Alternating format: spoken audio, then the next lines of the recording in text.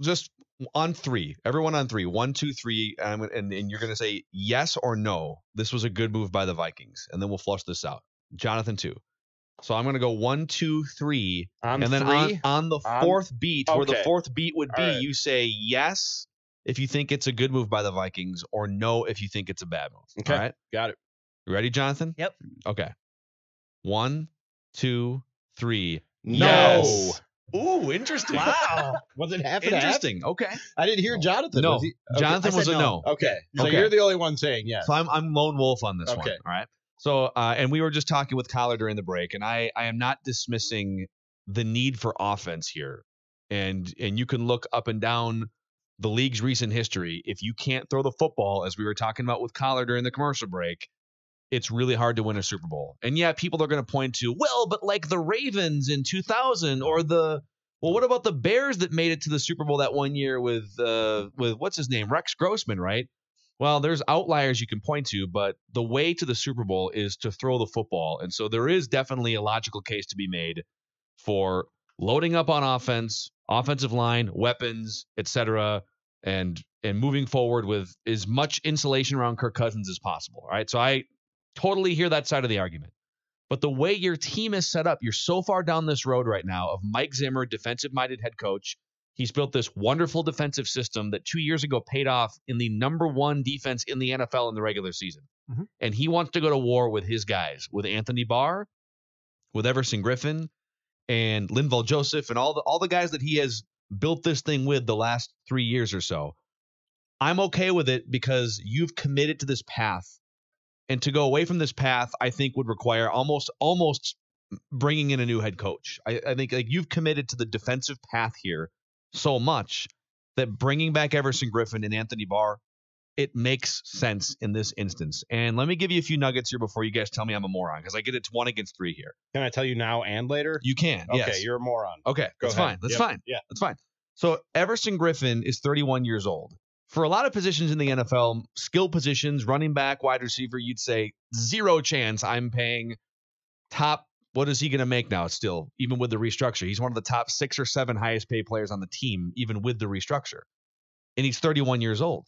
But top-end pass rushers, would we agree that he is a top-end pass rusher? I know last year was wonky for him, but he's been a top-end pass rusher. I don't know that for sure. No, he has been. He has been. Before last year, yes. We can all agree on that. Yep, before. Yeah. And top-end pass rushers, I mean, there's Hall of Fame guys, and he's not a Hall of Fame guy. The Hall of Fame guys will sometimes – Reggie White was 37 in Green Bay.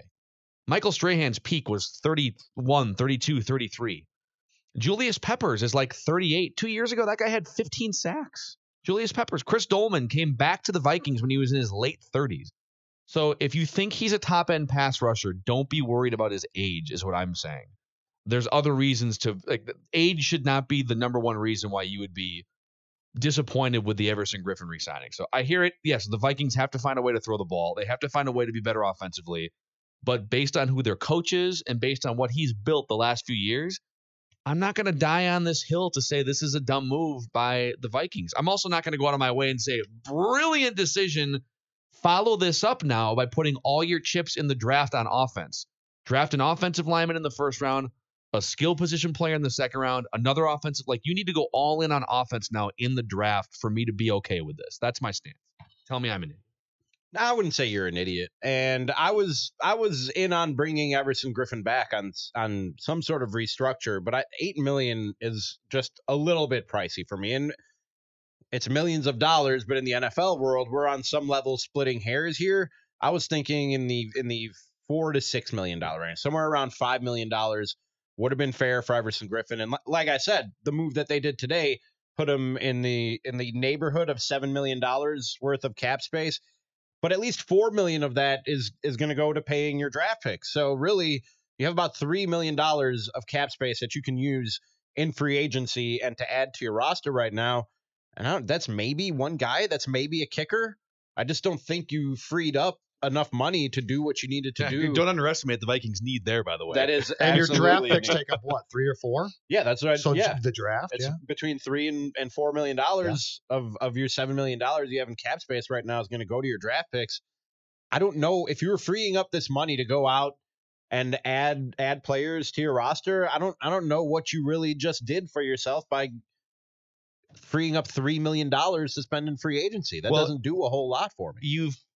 And there may be more. There may be more. There may be more pieces to this puzzle. Maybe Trey Waynes or Xavier Rhodes. Maybe they're talking about something like that. But if this is it, if this is how they're going to free up money, and there aren't more moves on the way, if it's Waynes or Rhodes or Rudolph or whatever the case might be, I don't know what this just accomplished. I think, saving a few million. I think we have to assume that $8 million, it was either $8 million or he gone, right? Okay. Assuming that Griffin and his agent drew a line in the sand. So it wasn't like they had the option for 5 and the Vikings chose 8. I think we have to assume, hey, you want to take a slight pay cut?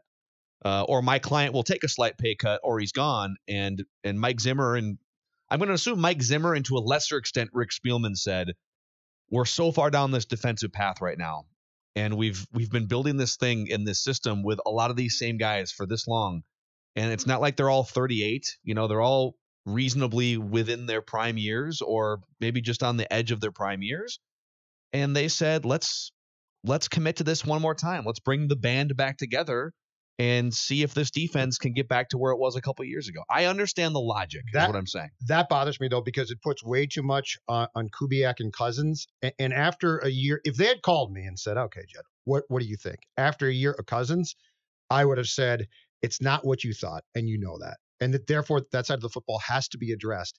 This also, it's a little bit frustrating to watch play out, because I feel like what I like so much about the GM coach structure is failing here right now, which is you got to sit Mike down and say, Mike, you're going to lose some players on defense. You're just going to. Now tell me who you absolutely have to keep. And by the way, we're not going to find out that Barr has an offer from the Jets and then try and play catch up at that point in time. If you want Barr, we will do everything in our power to keep Barr, but we can't keep them all.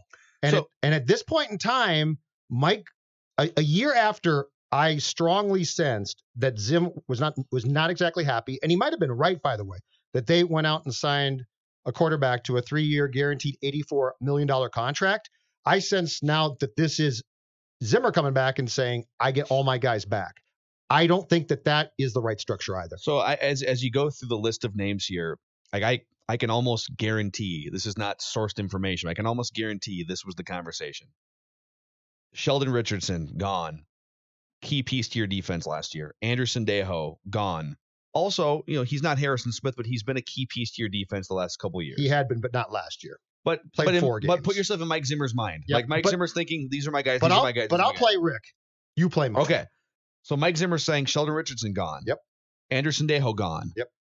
Anthony Barr apparently gone. We've apparently decided, Rick, that he's gone, right, as of last summer. And that's so what he's gone. And I would have said yes to and that. We're up against the cap, and Everson Griffen makes too much money and had a wonky year last year, so we're looking at either him being gone or a restructure.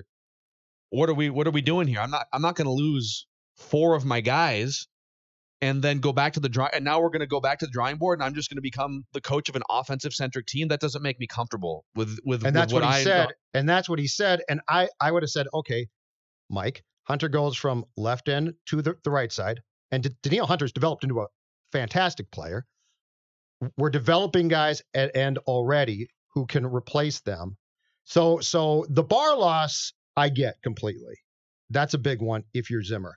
But Griffin, gone. And I will be shocked now. Now, if they turn around in the next day and trade Trey Waynes, that changes things. If that happens now, I will be absolutely and floored. they'll free up $9 million. And then that will change my opinion. But I will be shocked if that happens. And the way I see this is now, a year after the Cousins signing didn't work as expected, Mike has basically said, it's my way. And the problem there is the reason why I like the GM/coach structure is because the GM can stand back and say, no, here's what still makes sense. So are you guys, just to clarify your stance on this, are you guys saying that you would have brought back one or the other, Barr or Griffin, or are you saying both gone and reload with offense? One or the other, and if I could, and for me, the one would be Anthony Barr, just because he's the younger and better player at this stage in their careers. But if I could have Griffin back at the right price, I would have brought them both back. But I think that I don't know if this was the right price. It's just, like I said, you're splitting hairs when you're talking about $2 or $3 million. But with where the Vikings are right now with their cap situation, $2 or $3 million could come in handy. And I was thinking more in the $5 million range for Everson Griffen. You know what's funny? If, and this is, we could play this game all day. Kirk Cousins is who he is, but if he were instead of being just the third highest paid quarterback or whatever he is now, if he were the third best quarterback, this would loading up your chips on defense would seem to make more sense. Oh, totally different. Yeah. But because you're trying to insulate a guy who's also vastly overpaid for where he ranks in the quarterback pecking order, it makes it a tougher pill to swallow. This reeks to me of them saying the Kubiak scheme and Cousins' ability is going to change the entire thing. And I think it'll have a positive influence with Kubiak's scheme. But I think that they're putting a lot on something and expecting that to completely work. And I think that that's a big ask.